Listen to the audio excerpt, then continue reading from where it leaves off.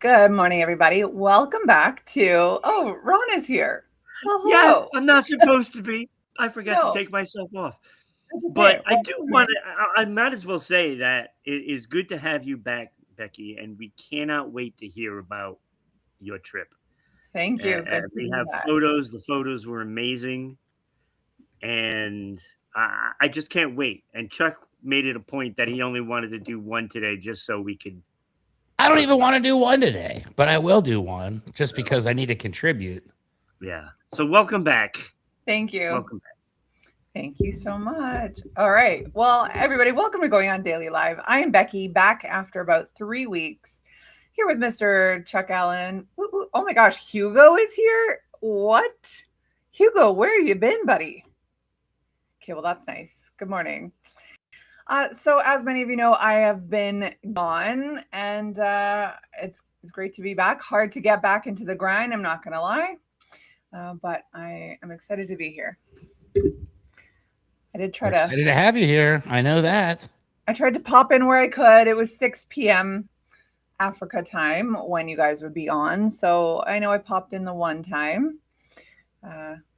18 stream streak. Well, that's because I haven't been here in 3 weeks, so that makes sense.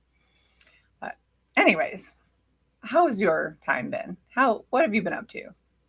I went to NASCAR yesterday. That's why I look like a tomato right now. I got burned in the sun, and that was a great time. I enjoyed it. Mm-hmm. Something I haven't done in a couple of years, so that's NASCAR kind of cool. is so American, like so classically American. Do you want to know something ironic? Yes, of course. The car that won was a Toyota. Oh, no way. Yeah, so it's not completely American. Right. But it was still a good time. I enjoyed it. We went to the Circuit of the Americas in Austin, Texas. And that's really all I can say about it. It was pretty awesome. I got a new hat that I'm wearing today here on the show. Yeah. I love it. I wonder if there was a single sleeve in sight or if it was just cut off. Oh, Becky, I was wearing like a hoodie, one of the SPF hoodies because I'm like pasty as all get out. This was with like 50 SPF sunscreen on my face that I come out looking like this, but I had to have my long sleeve because it was directly in the sun for like 6 straight hours. So luckily I've been conditioning my skin by playing golf a couple times a week without using any kind of like sunscreen or anything. So I feel pretty good. Where was that in San Antonio? What? Sorry, my phone started ringing. The NASCAR is in Austin. It's about 45 minutes away, and probably the coolest thing that ever has happened in Austin, Texas, if we're being honest. Nothing else cool happens there. Okay, good to know. There you go. Well, so I heard, what's that? So, well, you look good with a tan. I appreciate that. I look pasty on my side, and my screen just quit working. So there we go. Shout out to those who gave me a call while I was doing that. Watch this. I'll fix it real quick because I'm good like that. I got all this highfalutin technology stuff right here in front of me. Watch this, ladies and gentlemen. It's your roof at Rio Blanco Roofing and Restoration, San Antonio, in Central Texas. Premier roofer. It's Jack the Donkey, and Becky. This dude is on fire. Is he? It's a good decision. He's become a national phenomenon. People love. Yeah, like all over the United States, people are giving Jack his credit, and they're like, "Dude, that's a pretty damn good logo, Chuck. Pretty cool mascot." So, well, I'm very excited for you. Proud of him, and Jack. That's the greatest thing I've ever accomplished in my life is creating a donkey mascot for my company, and so far he's cool. He's great for social media. He's been eating barbecue. He went to the race yesterday. He fixes chimneys and does roof repairs. And he actually put together an entire sales training that I'm going to do here shortly for some new sales reps. So shout out to Jack the Donkey. There you go. I love it. Well, it sounds like a lot's happened over the last couple of weeks. As you know, we do a different theme every week. This week is book week. Books. It's a tougher one for me because I don't read. I should read. I like to read. I never did. That's kind of a surprise to me, honestly. Really? I would have pegged you as a reader. I'd have been like, Becky probably reads like 10 books a year. I seem like way more educated and well-versed than that, but I don't know. I start to read. I like it. And then the phone, I was just like, just let me look up one thing. And then I'm on my phone for 10 hours on Instagram. So I like it. I understand. I have about 400 books in my library, and I think I've read 3 of them. I love to buy books. yeah, And I love to look at them and be like, wow, that looks like it's a good book. But then I never really finished the entire task. So I'll probably be long dead before I read all the books in my library, but I'll probably amass another 200 or 300 just your because legacy, it's what I do. Your legacy, everyone will be like, that Chuck, man, he was smart. Man, they'll be like, he was such an idiot. How did he have that many books? What was he using the books for? Because they weren't for education in any way. And I was like, oh, right, yes. They looked cool on the shelves. They looked good at the time, right? Yeah, look, I've got a couple books back here in the background. These are people that have been on my podcast that have written books. You have their books. Well, those are all my friends there. I've had 42 authors on Keeping It Rio. Oh, and 21 of them have been bestsellers, exactly half. Wow. There you go. Like what kind of topics, though? All kinds of stuff. And this is actually what my one topic of the day is going to be about, is the people that I've had on the show that have written books. Oh. I don't know if we're at that point yet. I don't want to let the cat out of the bag yet, because it should be pretty interesting. But yeah, that's right. It'll be a very short segment, because today is going to be called Welcome Back, Becky. Yes. Tell us about Uganda. That's the real title of today's episode. So one thing I will tell you is that lashes do not last in Uganda. I have nothing left here. Is it because of the intense heat or the humidity, or what is the climate like? Let's just dive right in here. I'm an interviewer. I love interviewing people. Right? So tell me a little bit about Uganda, Becky. What's going on over there? It wasn't dry. It wasn't humid. It was somewhere in between. If it would rain, then there would be like a touch of humidity in the air. The heat wasn't wild at all. Am I frozen?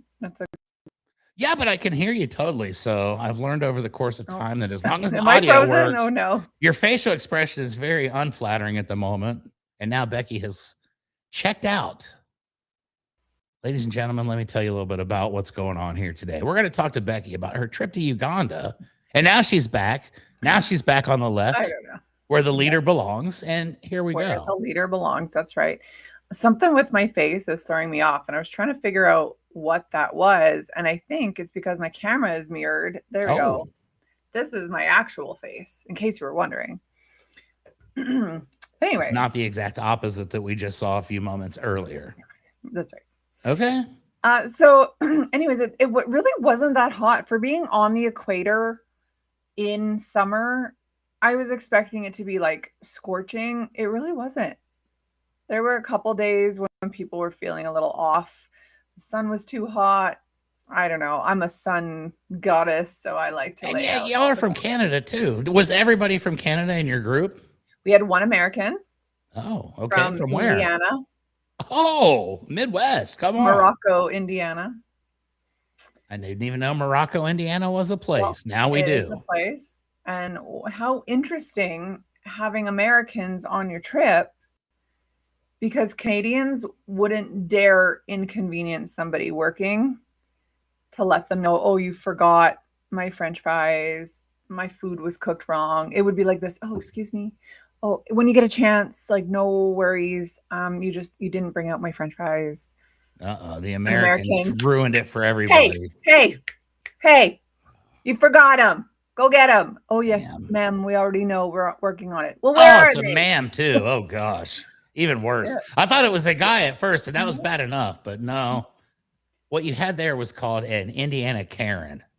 We've got quite a few of them here in the United States. They like to bitch about stuff like their fries being cold, and they don't realize that when you complain about your food and someone takes it back behind a room where you can't see it, the stuff goes on that you don't want to know about. So Indiana Karen, I hope you enjoyed those fries. Yes.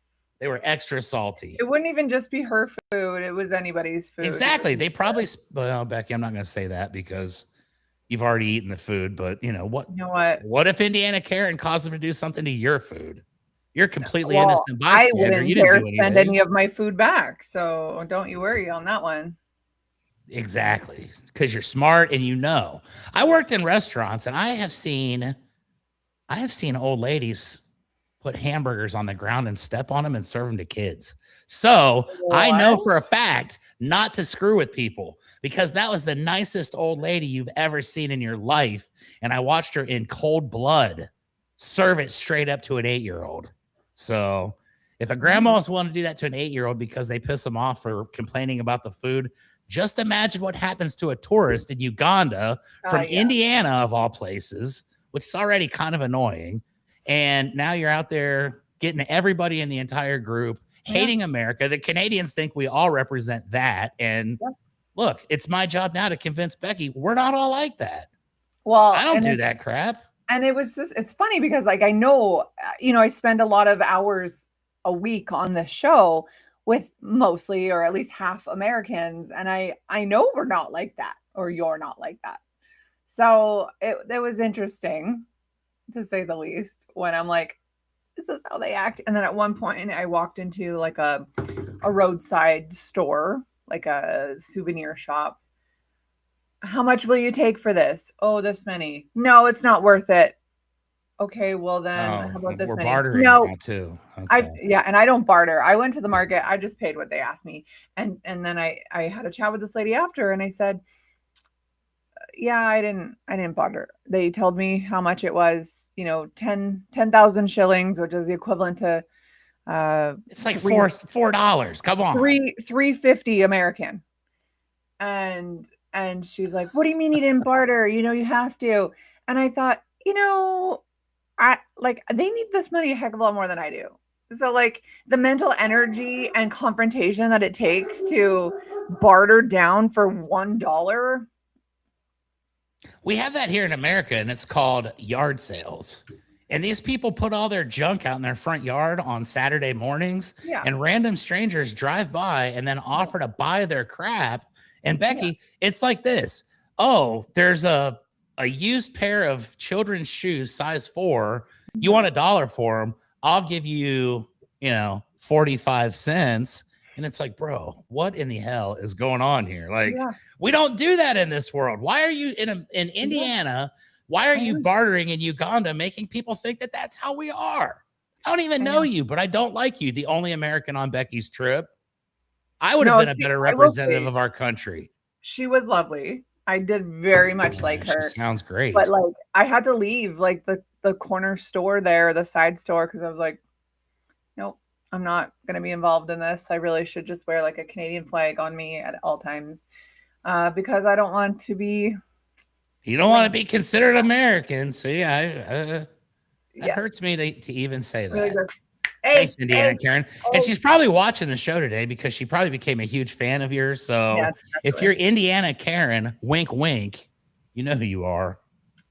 Becky did not enjoy your presence at the market. No, at the market. And at the restaurant where you were complaining about French fries. So. Restaurants, plural. Did they, multiple. So you said French fries. Let me ask you a little bit about the cuisine. We had a lot of Americanized food there. We did go for African a couple times, but for the most part, we ate at restaurants that were Chili's and stuff. No, not Chili's. That sounds great. But I did have Mexican food a couple times while there. I had a lot of Indian food. We did eat authentic a few times. A lot of rice, a lot of beans, a lot of stewed meats. Exactly what you would think of African stewed food. Meats. That just you really made that sound unappealing right there to me. Like stewed meats just doesn't. I'm all about a grill. I'm in Texas. We have barbecue here. Grill. Like stewed meats is not our thing. To me, it's like saying loaf, meat loaf. Like I don't want that now. I don't want a loaf. Once it takes the form of a pan, no, I'm not eating that.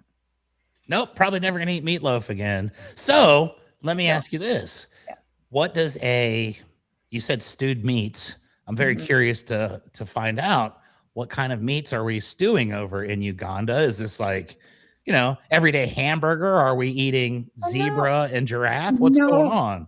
Chicken, and forgive me if that sounds insensitive. I don't even know if they have zebras or giraffes there. They do. Okay.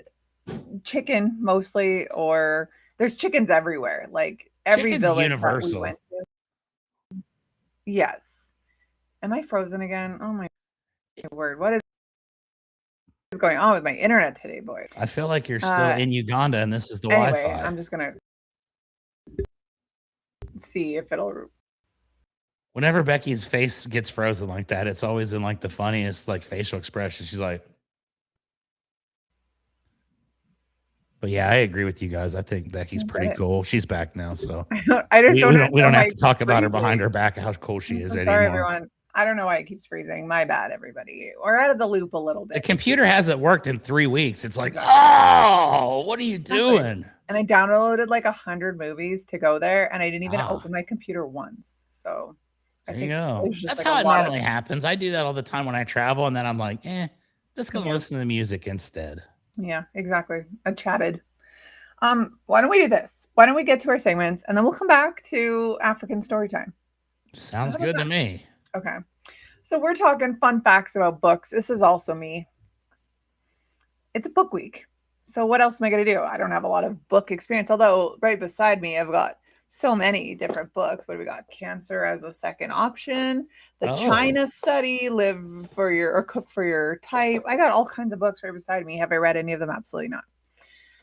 Hugo says my dad lives in Angola and said that when he was in school, the school always got hit by lightning when a storm went through. Wow. They probably had a tin roof, I'm guessing.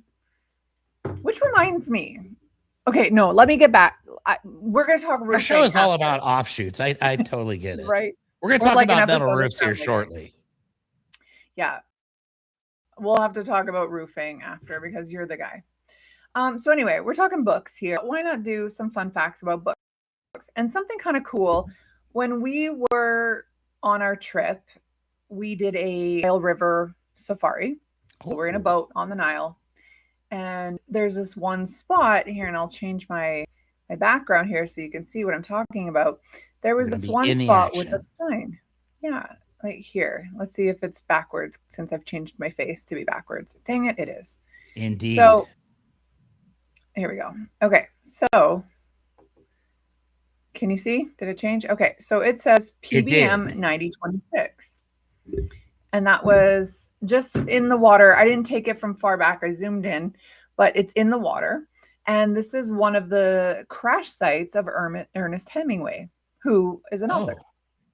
But they didn't say Ernest Hemingway. They just said Hemingway's crash site, but he didn't die. He ended up killing himself later in life. Oh, okay. And I said I didn't even realize that was his demise. I've learned something totally new and unexpected right here.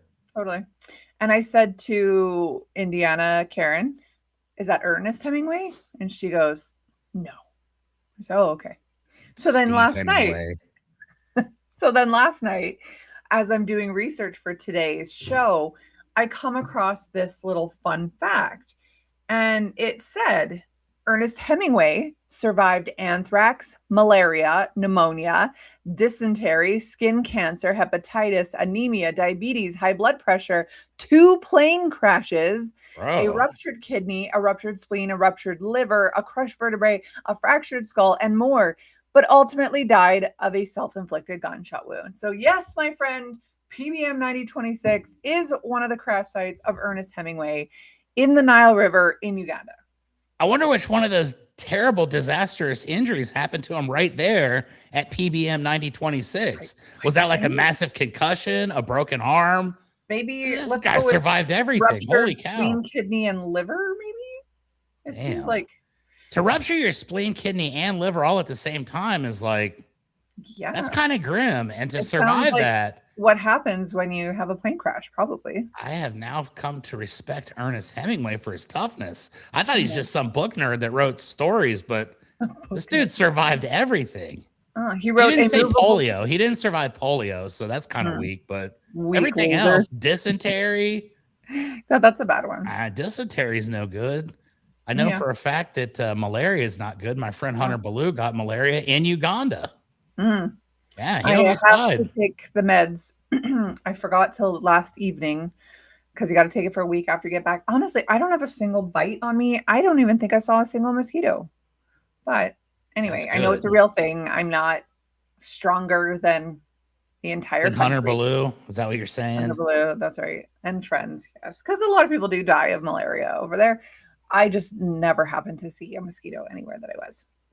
I think that's a great problem not to have while you're there. Yeah, that's totally fair. Totally fair.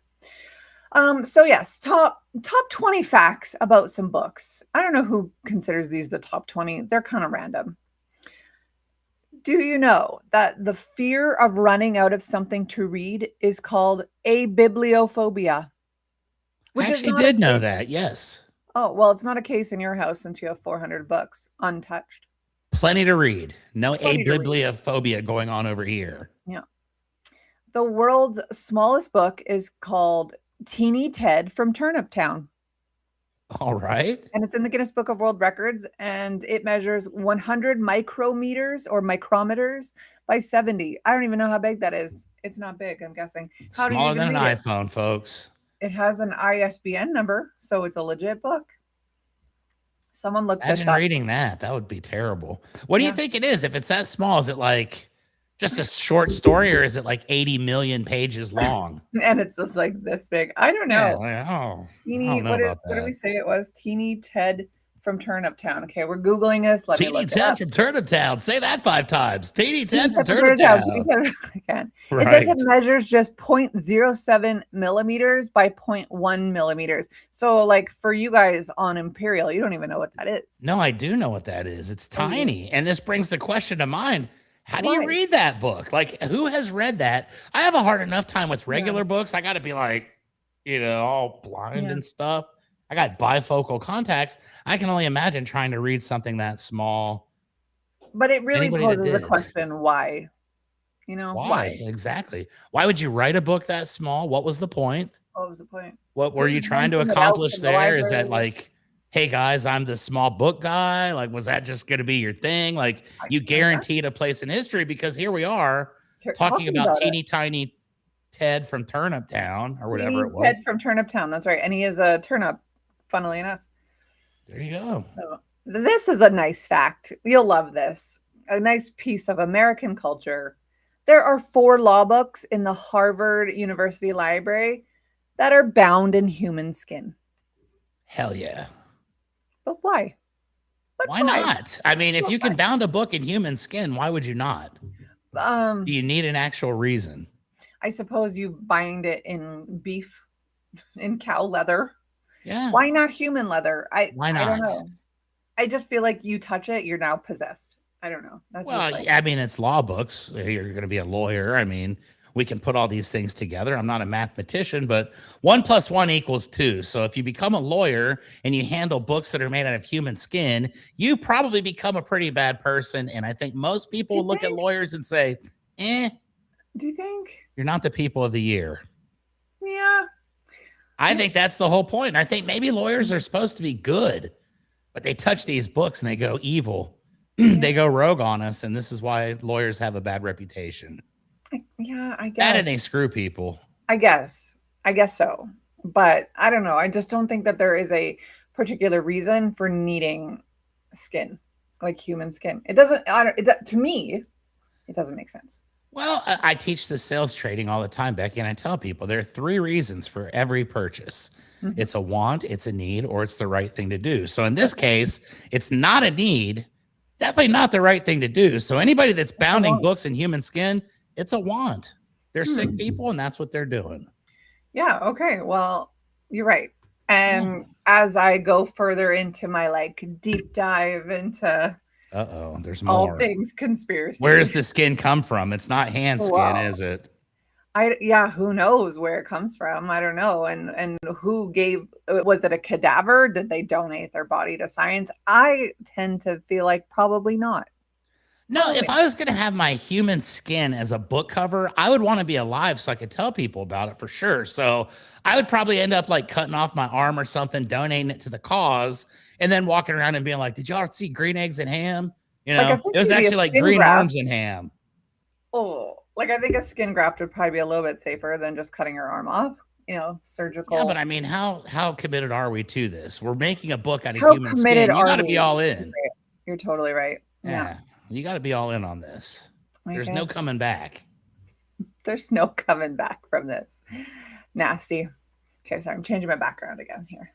Something much happier now. This is the site of another crash scene potentially. It's right near that PBM sign. This is the Murchison Falls. Oh wow, that's the view that you've got in the water there. That's stellar. This is up the falls. Yeah, you can actually go to the top of them, and for whatever reason, my group did not go to it, but I wish we had. Next time. If you would have watched last week's episode, you would have heard my story about how I jumped off of one of those canyons and almost drowned in Hawaii. No, I almost died there. And when I look at this, you know what this reminds me of? The picture in the background. I think you'll love this. Probably several months ago, you did a story about what is that thing called? The hurricane that like wiped out the entire community there. And like all the people were down in that little elevator shaft and they all had to get up before they died and they all got out. So that's what this reminded me of. An instant typhoon, hurricane, whatever that's called. Interesting. I'm sure it was peaceful water. It just looks choppy from where I'm at. No, it was pretty choppy. It was pretty choppy. This is actually the most powerful falls in the world because it's so narrow. It's only 7 meters, which is about yards. Meters and yards are comparable. So, 21 7 yards is 21 feet. Yeah. I can hit a 9-iron 7 yards.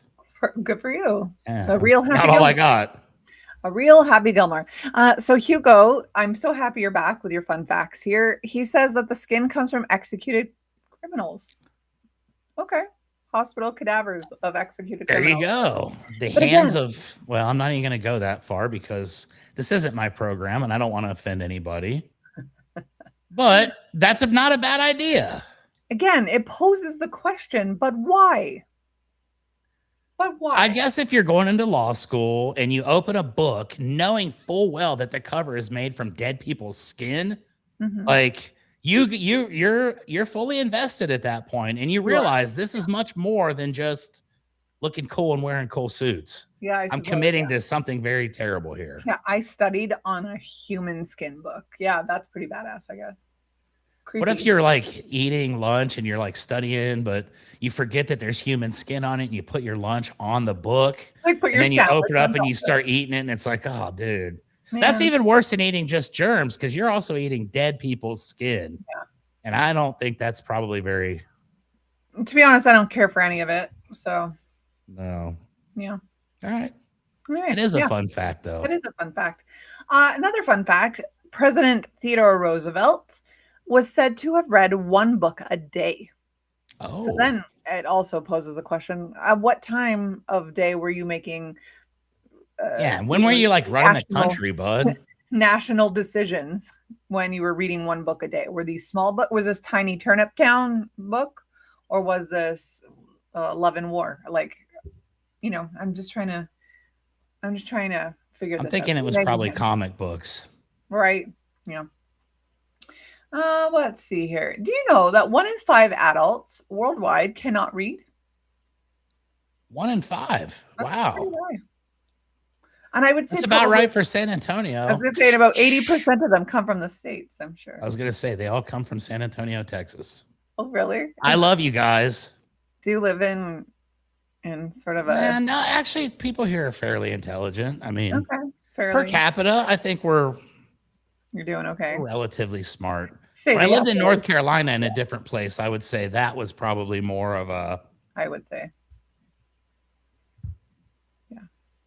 Appalachia. I learned a little bit about it. I would say probably. Yep. You have as many book readers as you have teeth. The answer is 0. Indeed. Oh, I'm choking on my own spit. Oh, see, you just got hexed by someone in the Appalachian Mountains that's reading a book right now. They were like, "Oh, really? I curse you." That one person that's reading a book right now. That's right. My bad. My bad. Do you know that 50 books can be made from 1 tree? Up to 50 books. From 1 tree, you say? From 1 tree. Yeah. So that's a lot of paper. That's a lot of tree. I actually expected it to be more. Me too. I was wondering what kind of tree and what size. Yeah, they don't say. It's very vague. It's a very vague description of everything. But this is just something else that trees give us. Air, oxygen, and books. Books that sit on my shelf that never get read. Yep. Exactly. A tree died for those books. That's true. I think I'm going to have to go read all of mine now out of respect. I agree. Hugo says Roosevelt was was known for rapid reading and strong retention. Oh, accounts from friends and family say he could read several books in a single day when he had time. That's crazy. He was like Sheldon from Big Bang Theory. They didn't have Facebook back then, and they didn't have cable. So, No I mean, Instagram. he was actually a slacker back in the day that was all sitting around reading books while everybody else was out building things. So Yeah, that's right. maybe we're learning a different side of history. And Roosevelt was actually, he was just lazy. He didn't want to do the actual work, so he pretended to be reading. Yeah, you're right. Okay, let me give you, how about two more? Two more. The most expensive book in the world is called Codex Leicester by Leonardo da Vinci. Take a guess how much it went for. I'm going to say $63 million. In today's cost, it's $62 million. Chuck Allen, ladies and gentlemen. I know what's up. So it was purchased in 94 for 30.8 million, but with, today's monies, it would be somehow it's doubled in value in 20 yeah. years. And it was bought by Bill Gates, who... Oh, well, that's not inspiring at all. No. That was like his lunch money. Yeah, literally. I wanted someone who saved and saved and saved and saved, not someone who was just like... Let's go beat up Bill Gates and take that book. We should. We need it more. And neither one of us will ever read it, but we just want it on our shelf. For all of the heinous things that he's done, pushing the COVID vaccine, trying to block out the sun, having all kinds of vaccines in third world countries that have killed mass exterminations are not cool. For drugging his wife at Epstein Island, for raping all those children at Epstein Island. This is the one that takes the cake, is him spending $30 million on this book. Oh, I see Bill Gates is in hiding. Yeah, of course he should be. Oh, so that's like real. Bill Gates was like doing the... Yeah. I don't pay attention to that stuff because to me it's disturbing. Maybe it's wrong not to pay attention to the news because I want to be completely oblivious, but I don't know anything about what's going on with that. I've been full conspiracy mode for like 6-7 years now. So this is stuff we were all talking about in 2020. You should have seen my feeds in 2020. You would have been like, oh my God, Bill Gates. And now it's like, yeah, that makes sense. Well, Bill Gates looks like a perv, so 100%. Apparently he is 100%. Now I feel like crap because I'm on my Microsoft computer here, and I'm like, I know, right? I don't really want to support that, but this is a badass computer. What are we supposed to do? I've been using it for 4 years, so I mean, I guess my guilt has already been absolved. Right. Okay, I gotta find one more. One more. There's so many good facts here. I really should have done them all. We don't have time for that. How about, what is the most banned book in the world? Any guess? In America. Sorry, the most banned book in America. The most banned book in America. I'm going to say this is going to be something that most people wouldn't expect, I think. I was going to say initially like the Bible, but I don't think it's going to be the Bible, not in America. No. I don't think it's the Quran. Nope. I think it's going to be To Kill a Mockingbird. No. Oh, all right. Good guess, 1984, Ron. It's Harry Potter. Harry Potter's the most banned book in... I mean, America has a very high Christian population, so that makes sense. I was never allowed to read it as a kid myself. It says that many Catholic schools have banned it due to witchcraft and spells, and that makes perfect sense. My kids were never allowed to watch it, although they watched it at their dad's house.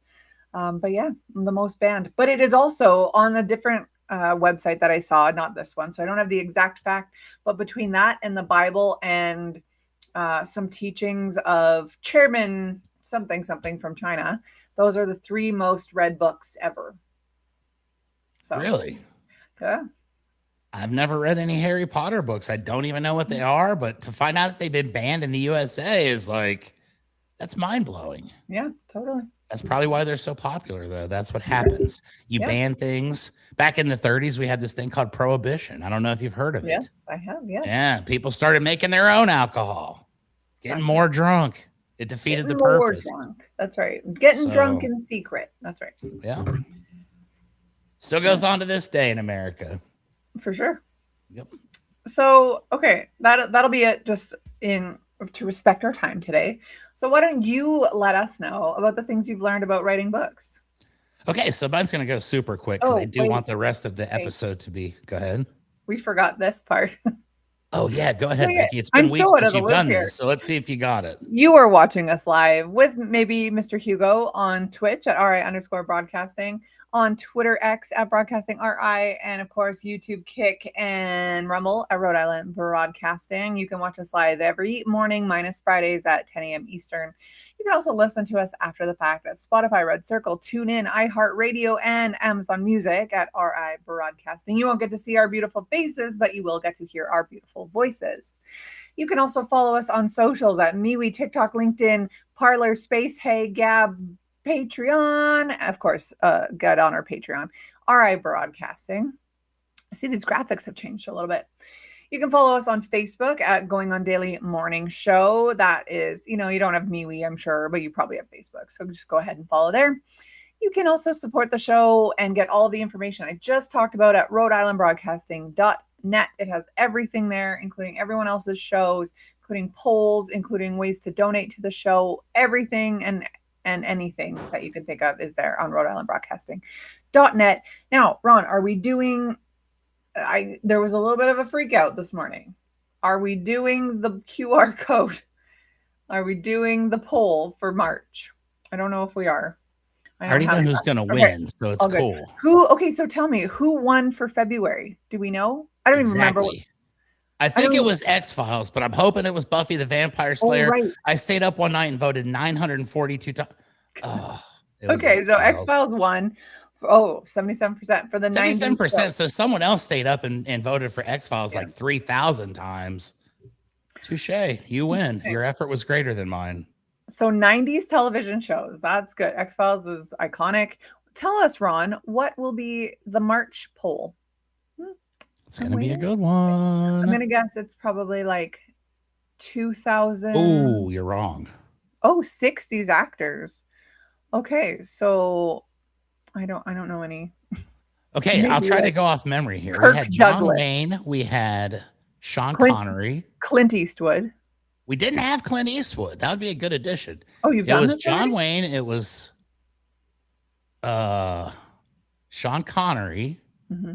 It was Roger Moore. Some dude from a funny show. Jack Lemmon.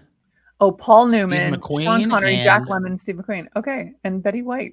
Oh, Betty White, Hugo. I feel like Betty White's already in the Hall of Fame because I think the Golden Girls cleaned up a couple months ago, but to go in individually would be cool too. But Betty's not actually a nominee this week. That is a power move.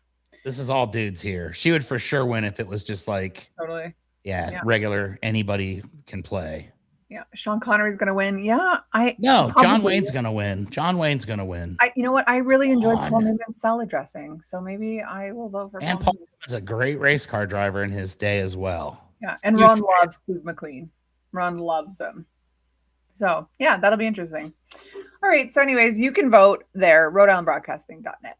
So tell us, Chuck, what have you learned about writing novels and writing books? Well, Becky, I'm glad you asked. Let me tell you a little bit about what I've learned over the 250 episodes of doing my Keeping It Real podcast, which, ladies and gentlemen, check out episode 250 this week on Rhode Island Broadcasting. It was a great episode. But I told you earlier, I've had 42 authors on my podcast. Several of my personal friends have written books. Many people are complete strangers. I don't know how I find them or how they find me, but we go, and yes, Keeping It Real episode 250 will air today at 2 p.m. on Rhode Island Broadcasting and all those channels that Becky just mentioned. So can't miss that. In this 42 episodes in which I've had different authors, one common question that I love to ask is very, very simple. And it's like, tell me about your experience writing a book. And do you know what I've come to find out about people that write books, Becky? No. Everybody does it differently. I can imagine. Two books are the same, right? So in this experience, I have had people who literally have gone like, one was a very nice lady named Kat. She lives, but she didn't mean to live in this very crazy island called Vanuatu in the middle of the Pacific, which is a 90% no water or electricity island, basically a third world type country. And they've got the most damaging storms in the history of the entire world happen there. So that was cool. In order to get to this place in her mind, she actually had to go to this island to write this book, like in Serenity and whatnot. And she got stuck there. Now she lives there because she couldn't get out. Another one of my buddies wrote a book where he said 2 weeks, he marked off his calendar. He got in his car. He drove to Colorado up in the mountains. He's in a tent for 2 weeks by himself. Wow. And he wrote a stinking book. Other people have just said, you know what? I told this ghostwriter what to do. I gave it some points and it wrote the book for me. There are so many different ways to write books. And I say this because I think I'm about to write a book. Are you? I'm getting these emails the last couple weeks from this guy. And I know it's a spam, but I get attracted to spam sometimes and I get caught up in this. And this dude's like watching the podcast and he's calling out my guest by name. Like, your guest, Brittany, was awesome. I think you would be great if you wrote a book. So I've been toying with writing a book for several years. And here's how I'm going to do it. I am going to basically have ChatGPT do it for me. I'm just going to tell it my story and then let it like transcribe that to the world. So everything's spelled correctly. Everything's going to be great. And I'm actually not going to have an interesting story about going into the woods or anything like that. No. I already know my story. It's going to be awesome. It's going to be a bestseller. But I'm going to write mine with ChatGPT. So there are many different ways. If you were going to write a book about your, let's just say your trip to Uganda, you're going to write a book. Right. You met people there that changed your life and you want the world to know. How would you go about doing it, Becky? What would you do if you're writing a book? Would you just sit down and start typing? Would you think it out? Sit down and start typing. I remember being in school and it'd be like, hey, you have to write a short story. You have to write an essay. You have to write whatever. Be like, here's this rubric of what you must follow. And here's the planning page. And here's the rough draft. And I would never do that. I would just dive in. And I was always very good at it. Down. Just start, I've also thought about it. I don't know what I would write, but I like to write. And so I thought, maybe one day, but I would literally wing it. It would just be and wing. I think that's the best way to go. I think so.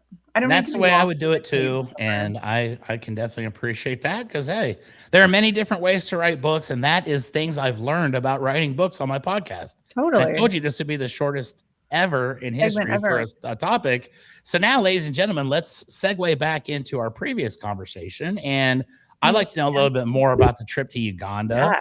I'd like to know a little bit more about the people that you met, the things that you saw and did while you were there. We saw Hemingway's crash site. What other things do we have to? You know what? All of these pictures that I have here, dang it, they're all landscape. Well, this was a monkey. Is that a baboon over there on the right? It is a baboon, but you know what? It's horizontal, or it's portrait, not landscape. So let me change it to a. I see him over here. Oh. So here I am. So this below me here, this is a picture of a hippo that I took. Over by you, that's a picture of a baboon that I took. That was that same one I just tried to post. Nice. He jumped up on my car and what do we got here? Look at this, ladies and gentlemen. We've got a slideshow. This is fun. Now my face is covered by a hippopotamus, which is cool. Yeah. So we did a couple safaris. Now, I wasn't there for sightseeing, as we know, but we spent the last couple days on safari just to lighten it up a little bit. It was heavy. It was a heavy couple weeks there. But we did 2 land safaris and we did 1 water safari, which was amazing. If you're an animal lover like myself, so cool. Seeing giraffes, seeing lions, seeing baboons, crocodiles. See, there's this guy, there's my car. I'm standing literally like 4 feet away from this thing. Basically the front seat between me and this car or this monkey. And I'm like, no, you get off. But I'm also like, should I touch it? Will it rip my face off? It might, but it looks really nice and pleasant. So I really had an inner battle with this one. Did you decide to touch the monkey or no? I did not. Oh, do you regret that now? Like yes and no. I like having fingers, so I mean, there's that, which is like a plus for my decision. I don't like bugs, which I would imagine he's got like lice and stuff. Yeah, probably. But yeah, he's got a baby. You can see right with him here. There's a little baby, or with her. Oh, it is a baby. Okay, I was like, what's going on here? But now I see.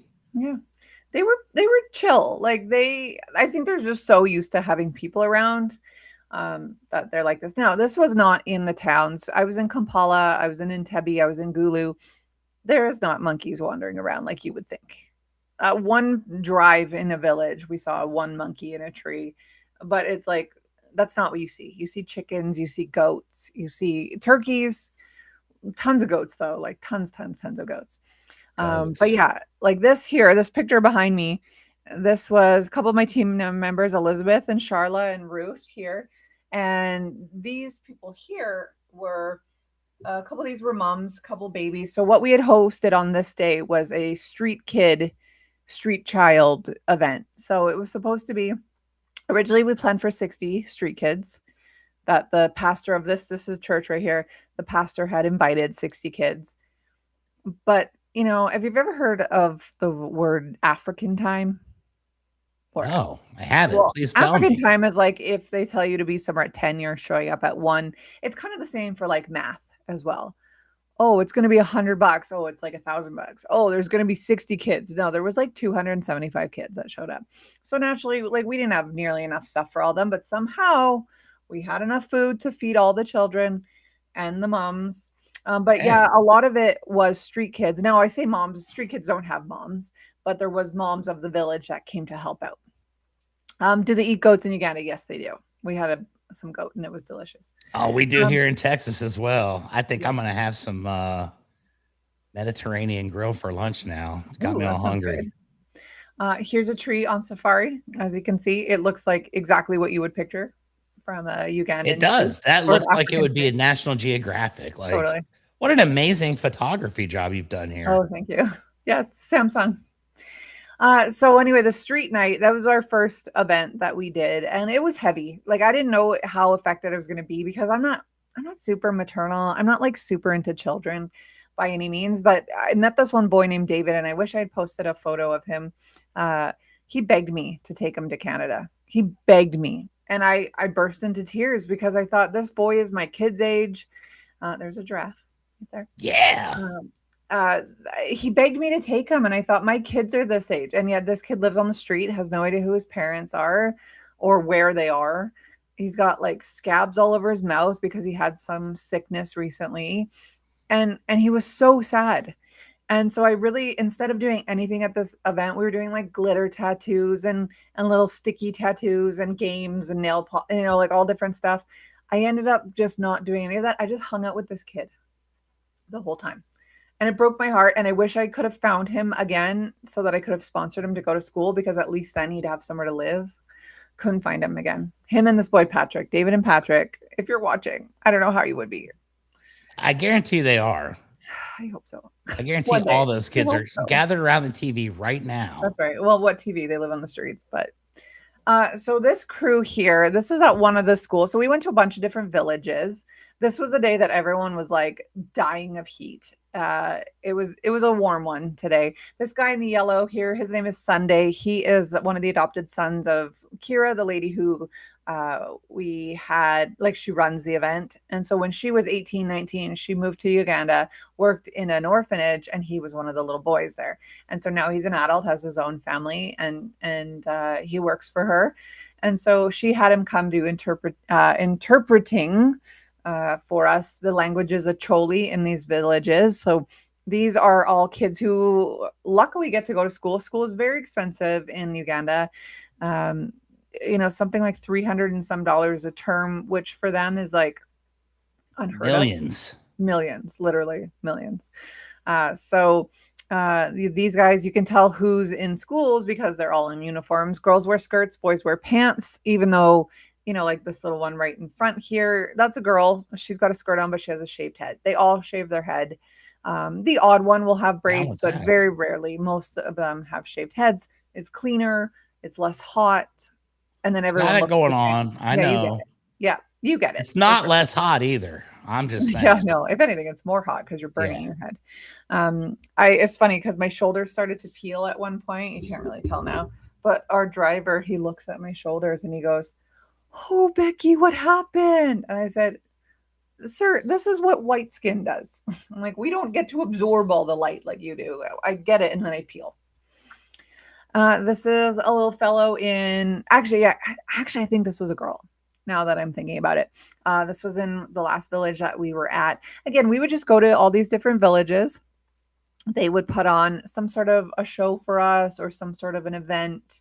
They would speak, they would dance, they would talk, they would tell us what their needs are. Because it was a mission trip, there was a lot of like prayer and stuff, that they would ask for. A lot of Christian beliefs out in Africa. But that being said, there's also a lot of witchcraft in Africa. And so at one point, we went to one village and they brought these two families up. They had both lost their children the week prior. 2 4-year-olds went missing from the village, kidnapped by a witch doctor who then murdered them both and sacrificed them to the devil. And so, I mean, there's some very real things that go on there. And I mean, it happens everywhere. I can't say it's just Africa. These sort of heinous crimes happen in Canada and the US as well. But, witch doctors are very prevalent in Africa, and it's scary. At one point, one literally showed up at one of our events, and it's one of my street boys right there. But yeah, it was very, very sad to hear about this, because you're not expecting to hear that. This family was so distraught, and they asked me for money, and we have to be very cautious who we give money to, because you give it to one, everyone is like begging you after that. So I put it on my Facebook, like, I'm collecting money for this family. I do have a trusted source out there. He is the government counselor, like the area counselor. He's also a pastor, and he's also an adopted son of our leader. He is very trusted. So I am doing a fundraiser to collect money for these two families who have lost their child. Literally, like, our dollars, like your dollar, $1 American is 3,500 shillings. 2,500 Canadian is $1 Canadian is 25 or 2,600 shillings. So it's a huge difference. Yeah. And Hugo's saying maybe make a GoFundMe. I was thinking about that. I don't know if you guys do e-transfers in the States, but that's how I was also thinking. So I'm trying to figure something out. And I know people say, well, there's a lot of people locally that need help. Why give money overseas or to other people? The fact is, in Canada and in America, we have resources. There are programs for people. Yes, not everyone takes advantage of it, but there are options. There are food banks. There are homeless shelters. There are things like that. They literally have nothing, like nothing in Africa. And it was heartbreaking. It was really, really eye-opening to see people living in such poverty. Go to RhodeIslandBroadcasting.net. Any donations, just say it's for Becky's fund, and we'll be more than happy to send it. That is very cool. Thank you for doing that, Ron. Yes, RhodeIslandBroadcasting.net. If you feel so inclined to donate, literally $5. Like, one of our girls on our team has told people, give up your Starbucks for one day and send it. If you feel so inclined, it will help people. Message me, Becky, maybe collecting some money for them. I would love that. So yeah, like we're wanting to raise money for that. The thing is, like, there's so many people in need, and so many people need something. So like, another thing is, like, we went somewhere that had a school, and again, school is very tough to get there. It's so expensive for kids. Most of these kids are walking 10 kilometers each way just to go in the heat, risking being kidnapped by witch doctors. It's very dangerous. And this one village had never seen white people before. We were the first white people ever. Surprise! Yeah, it was cool. But they have a school already built, but they can't afford a roof on it. And so they're looking for, I know a guy. Yeah, they're looking for sheet metal, tin sheet, whatever, I don't know, pieces. They're looking for standing seam is what they're looking for. And ladies and gentlemen, if you contribute enough to the GoFundMe, I will go to Uganda and I'll put the standing seam roof on for this community. That would be cool. I wish I had a photo of the roof. We do in our group chats somewhere, but I don't necessarily have it on my phone. Everyone was taking photos of everything, so I would just let everybody do that. But maybe I should be doing another episode on Thursday with more information about this. But yeah, it's pretty sad. Like, these people said to us, we could ask for your money, your prayers, your this, your that. They're like, oh, really, all we need is is a roof. Like, that's all we want is a roof. And so it's very humbling to realize like how much you have. And of course, like I come home and the next day I hadn't eaten. So we were at the rec center and I got Starbucks, and like you almost feel dirty eating something like that, you know? I always feel dirty eating Starbucks. Well, totally fair. Always. Totally fair. But it was like, do I actually need to spend $12 on a sandwich and a coffee? Like, I don't know. And my daughter said it best. We can't help where we were born. Like, it's not our control Not our where we were fault. born. But I don't know. I'm just being mindful of things that I spend my money on. Let's just put it that way. I can appreciate that because, like you say, that's a big deal. So before we wind up our show, I do want to ask one final interview question. I never get to interview on this podcast, which is awesome. Your entire trip, you were gone for 2+ weeks. You've seen places and things and people that, you know, many people will never get to see, never get to experience. I always like to ask this one very poignant question, which is, tell me, this is not really even a question. It's more of a, tell me, the most impactful person that you met during your trip. Who was it? Impactful person. And it may have been the little boy, David, that you already talked about. I don't know. Yeah, I would have to say between David and Patrick, those two boys, like Patrick had so much joy. He was so funny and he just kept dancing with me. And he's 15 and he's like, you have a 15-year-old daughter. I'm going to marry her. And I'm like, okay, like I support this. And then David was so sad, and they were good friends. And between the two of them, like they just completely stole my heart. The other one is this boy, Raymond. If you go on my Facebook, you'll see I actually did sponsor him. So the next day I went back to that church to look for Patrick and David, could not find them. That's where I met them before.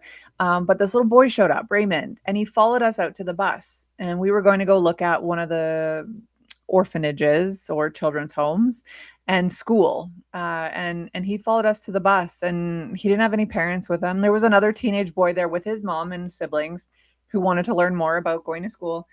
But this little boy, Raymond, showed up with nobody. And the pastor was like, oh no, go on. And then I was like, well, bring him. Like, why? So he hops on the bus, and I mean, he's just little. He's got no family with him.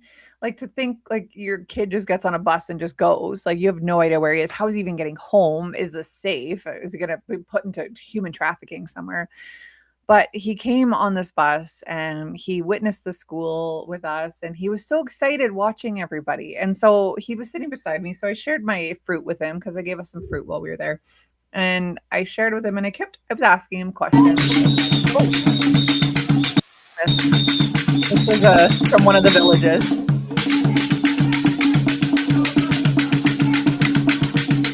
This is a traditional dance. This is like a mating dance. Oh, that's a mating dance. All right. It's very sexual, actually.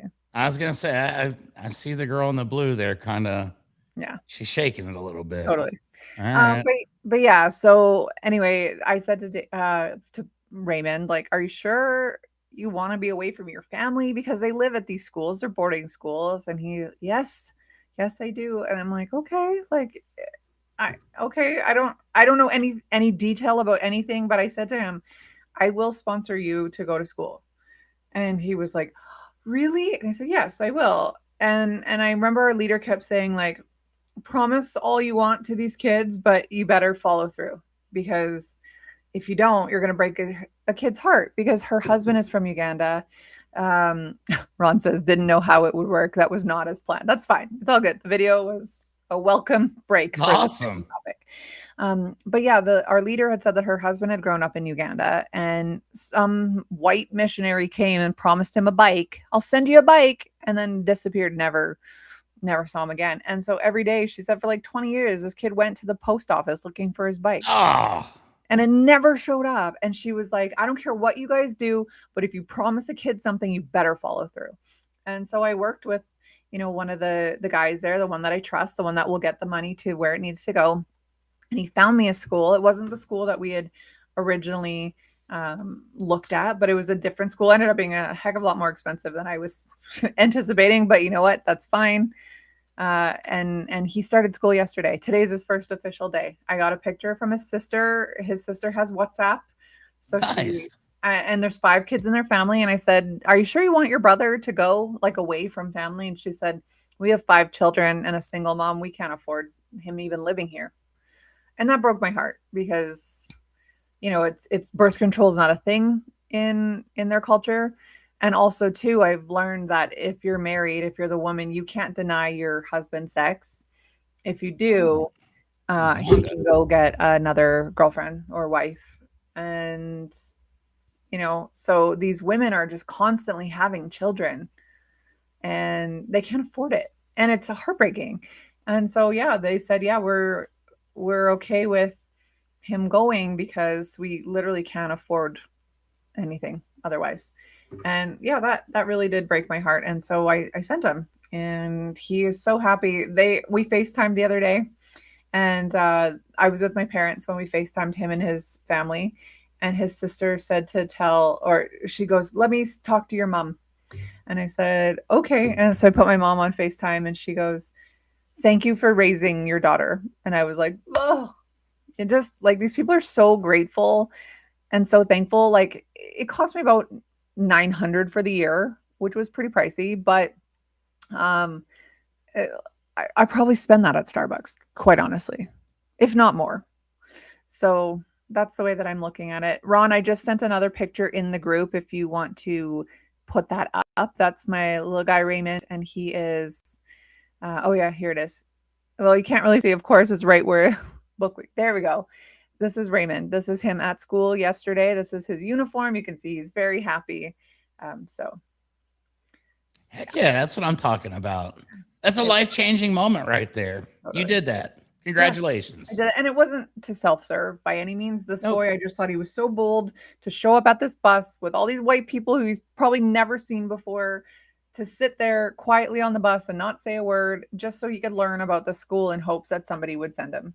And we did. And so I couldn't not help him. And I'm still sad that I wasn't able to find David and Patrick because I would have loved to have sent them. I already think that there's gang affiliation there. Both of them had tattoos already, 14 and 15 years old. One of them had a tattoo of a gun.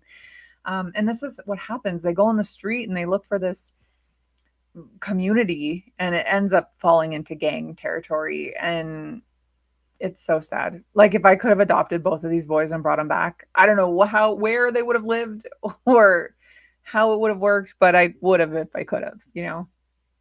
But I was still very honored to meet Raymond and get to know his family over these last couple of weeks, just through text and phone calls. And yeah, I would say that him and those other boys were the most impactful. And I mean, there was amazing things that we did. Like and I don't mean like amazing, like we're so great, but things that like impacted me. Like we went to another orphanage, a boys' orphanage. Some of these boys didn't even have names. Like they weren't given names. They're just boy and boy. And we were going to leave and just go swimming because it was so hot and we just needed a break. And then all of a sudden it was like, why don't we take these boys swimming? And so we did. We packed 30 boys on this bus with us. Everyone was like sitting on everybody and it was hot and it was sticky and it stinks. That's one thing. A lot of people stink. Yeah, they don't have right guard over there. Deodorant is not a thing in Uganda. And we packed these boys and we went swimming and it was so much fun. It was like the best day ever. Just getting to play. Some of these kids had never even been in water before. And some of them were great swimmers. And even their teachers were like, I have no idea where this kid learned to swim. Because, you know, like this is sort of maybe like a stereotype, but a lot of Black people don't swim. You know, a lot of Africans anyway don't swim. And yeah, some of these kids were great swimmers, doing flips into the water and diving. And it's like, where did they learn that? Especially because like they don't even know if they ever had a home. So like I said, they don't even have names. So like, where did they learn this? But don't know my name, but I can stick a 450 corkscrew from the high dive, and that's really all that matters in life.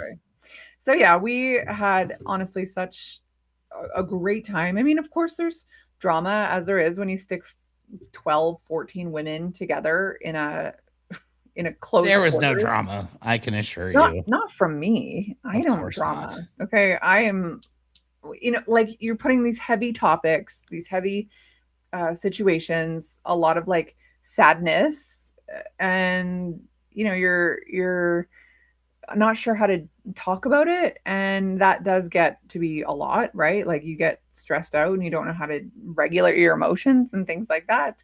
um and then people start to fight, and so there was a lot of like inner conflict for sure in our team, and that sucked, but it was good. All in all, it was really, really good. I would 100% go back. So if you want to come with me, Chucky, I'm down. Let's go. I'll put a roof on the school, and we needed some men for sure. I'll make it a write-off. It'll be a tax deduction for me, and yeah, literally, they will have the greatest roof in all of Africa. Right. I promise. And so yeah, one thing, like our leader, she's got a school up there, a village, and I don't know really the details of it, but she might be wanting to do the same sort of thing in other villages now, like trying to develop them a little bit more. And so who knows, maybe that one with the existing schoolhouse might be the next. I really don't know. I can't speak for her, but yeah, it'd be very cool to just see it develop, because like I said, we have a lot of resources. We don't realize how blessed we are in North America. Like there's a lot of poverty. Yes, I know, especially in America, you have a major disparity between wealthy and poor, more so middle class in Canada. But like you don't even know poor until you go into these slums. And apparently we never even went to like the slums of the slums. Like we went to like the average of the slums. So it was life-changing. That's really the only way I can describe it. It's life-changing. I love it. And that's awesome. That's exactly what we were hoping for 3 weeks ago when you're getting ready to go. It was like, this is going to be a life-changing event, and I'm going to come back different. I'm going to view the world slightly different because of these people. And hey, guess what? It happened. And it happened. Yes. That's awesome. So if anyone feels so inclined to even donate your Tim Hortons money, your Starbucks money for the day, $5, go to RhodeIslandBroadcasting.net and you can donate there. It will literally, like 100% of any donations will go to helping the family whose 2 4-year-olds were murdered and sacrificed to the devil. It sounds so like heinous to say, but that's what happened. I even saw the pictures of the bodies. You can't unsee that. It was awful. It will also go to the roof, the tin roof for that school, so that kids aren't having to walk. Where this village is, it's too far in either direction to either school. So they're literally, unless they have a school built there, there's no way that these kids are ever going to school. There's also a couple of sick kids that people have been asking me to help with. There's a boy with sickle cell anemia. His medication is about $150, which really doesn't seem like that much. But yeah, so there's a few things that I'm collecting money for just in general, and give if you feel called, and don't give if you don't feel called, and that's okay. But I'm going to just continue to try and raise funds for these people, because literally we are so blessed here, and we have expendable income. Let's put it that way. There you go. Yeah. Ladies and gentlemen, there's no excuse. Yes. No excuse. I love it. This has been an awesome episode. I have had a blast today. And I know that this is just the beginning of your story, of your trip and your adventure. I know you've got other episodes this week, but thank you for letting me be the Monday guy that got to get the questions out of the way that I needed to know the answers to. And always enjoy my Monday show here on Going On Daily. Yes, same. Thank you for being here, everybody.